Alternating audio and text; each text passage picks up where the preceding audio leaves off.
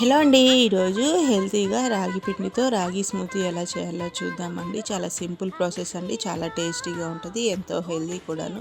So process ఏంటో చూసేద్దాం వచ్చేయండి. ఫస్ట్ అయితే ఒక గిన్నెలో 1 గ్లాస్ వాటర్, కొంచెం దాల్చిన చెక్క వేసుకొని వాటర్ని మరిగించుకోవాలండి. ఈ లోపు మనం 2 టేబుల్ స్పూన్ల రాగి పిండిని కొంచెం వాటర్లో వేసి ఇట్లా ఉండలు లేకుండా కలిపేసుకొని మనం మరుగుతున్న వాటర్లో వేసుకొని కుక్ చేసుకోవాలండి. లో ఫ్లేమ్లో ఒక 5 మినిట్స్ పాటు కుక్ చేసుకుంటే ఇట్లా చిక్కగా అవుతుందండి.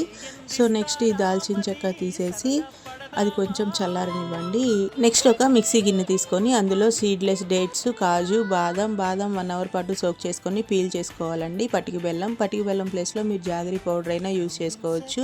మనం కాచి చల్లార్చుకున్న రాగి జావ, అలాగే 1 బనానా, ఒక పావు కప్పు వరకు మిల్క్ వేసుకొని మెత్తని స్మూతీ లాగా మిక్సీ పట్టుకోవాలి. నెక్స్ట్ సర్వింగ్ గ్లాసుల్లోకి వేసుకొని పైన డ్రై ఫ్రూట్స్తో గార్నిష్ చేసుకొని సర్వ్ చేసుకోవడమేనండి. ఒకసారి మీరు కూడా తప్పకుండా ట్రై చేయండి. Thank you for watching.